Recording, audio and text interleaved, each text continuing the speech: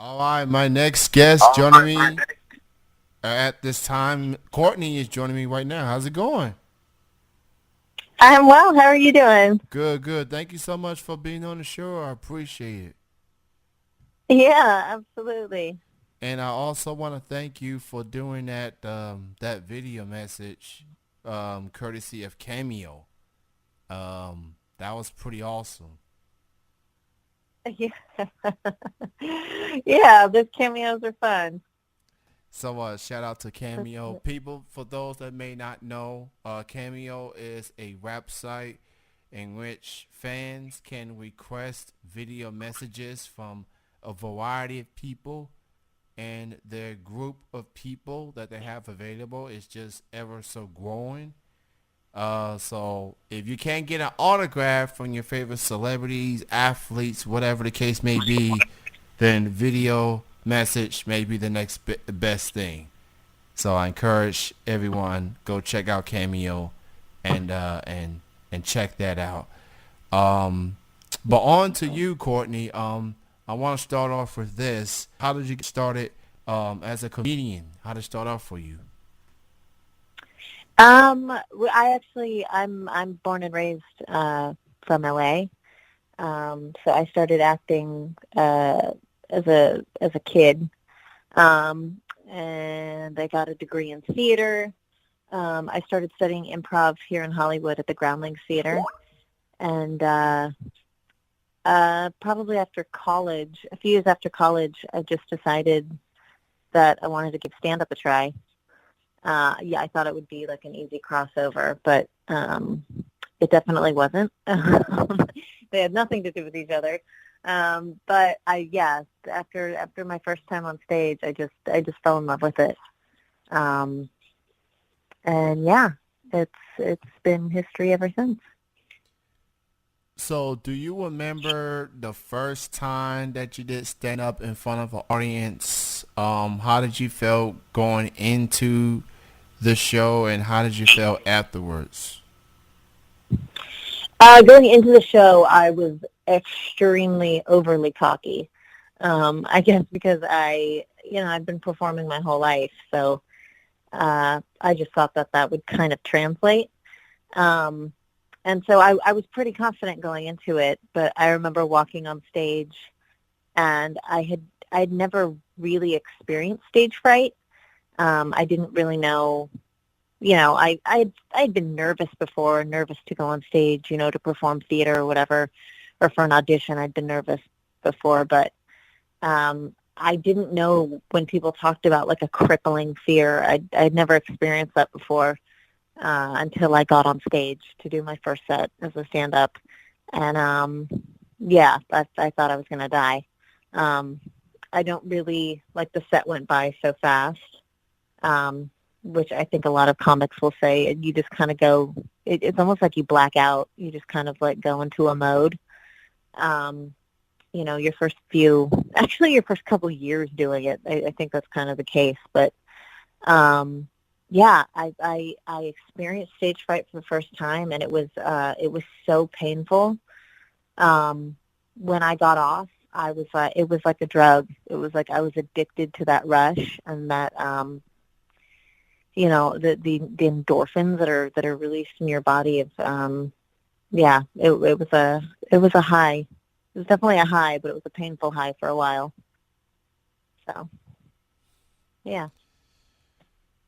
Anyone out there that's willing to put themselves out there and perform in front of the audience, regardless if you're a comedian, if you're doing theater, or if you're music artist, just performing in front of an audience in general, I give them mad kudos. Just because it takes a lot. It takes a lot.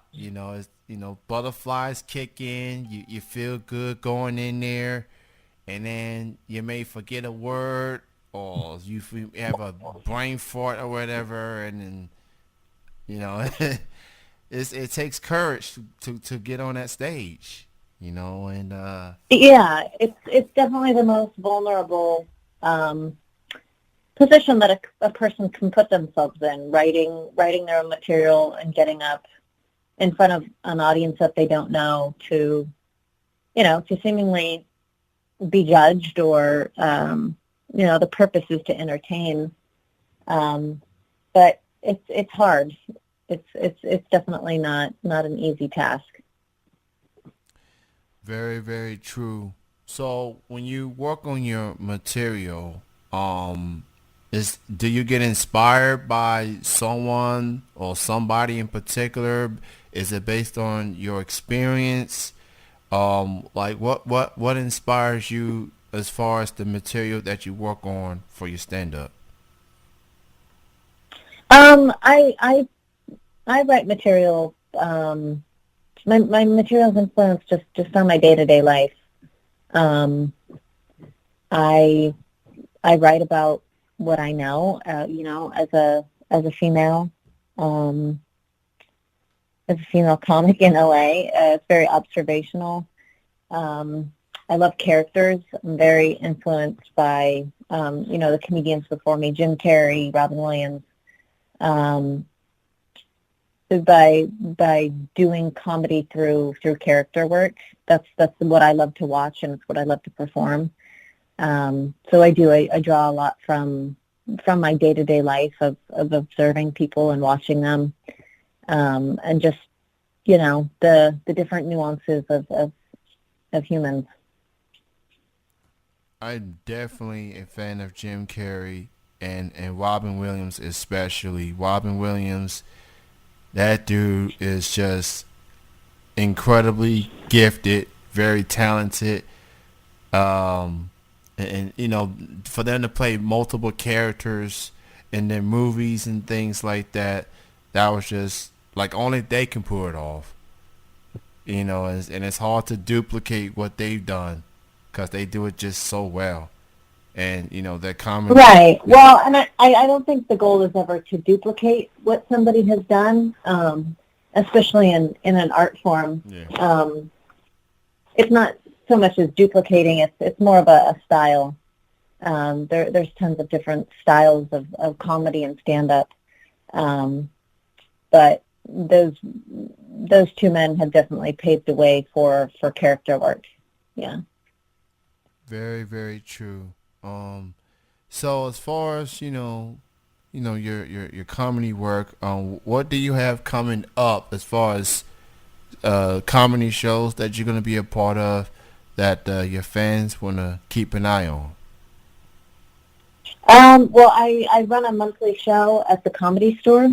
It's called Boss Comedy. The next one is May 7th at the Comedy Store.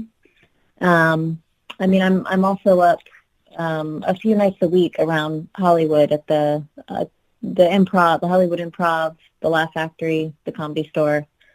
I do have some tours coming up. I'll be touring the Middle East in August, performing for the troops. I'll be there for 28 days. That's gonna be quite an experience right there. Yeah. So for people that wants to keep in touch with you and find out what you have in store, where can people see you on social media? On social media, they can check me out on my Instagram account, which is Courtney Scheuerman. It's Courtney, and then my last name, which is Scheuerman. And I also have a Facebook account, which I'm really good about reaching out and responding to people when they do reach out about dates or just to say hi. And then I have a website, CourtneyScheuerman.com, that has all my tour dates and upcoming shows in town. However, I am not on Twitter. No tweet thing. Okay. No tweet. No bird. I don't do the tweet. So at least people know, because there are people that try to be imposters on social media. So if if the verified bird ain't next to the person's name, then chances are that ain't the real Courtney. So just put that out there. Um, so so obviously, I do like some female comedians. I like what they bring to the scene. I like their different approach of things. You as a female a comic and everything. Do you feel like there's bigger challenges for you, considering that there's a lot of males out there that get opportunities, and maybe females, that females I feel like should get the same opportunities that males do. Do you feel like you deal with bigger challenges? This is a question that is definitely asked a lot, and it's the question has been raised a lot recently. With the whole Me Too and women kind of coming together. Yeah. Of course, without question, there are challenges that arise for a female comedian that don't for a man, even just by the mere numbers of how many, the ratio of men to women that are out there. But I don't tend to wear that. In a lot of ways, I do feel, if you let something like that bother you, then it will. Or if you let it stand in your way, then it will become an issue. I think as a comedian, comedy's hard enough. And I think every race and gender has their own, obstacle that they face, or, their own challenges that they have. A lot of people, we get that all the time, that people don't think women are funny. Well, how many female comedians have you seen? On a lineup of 8 comics, there might be one female. And if you don't care for that female, you're going to write off and say, women aren't funny. But, I mean, if you really think about it, you might see one Indian man on a show. And if you don't care for his comedy, then you're going to be like, Indians aren't funny. So I feel like that plays a lot into that stereotype, which is just kind of not grounded in any truth.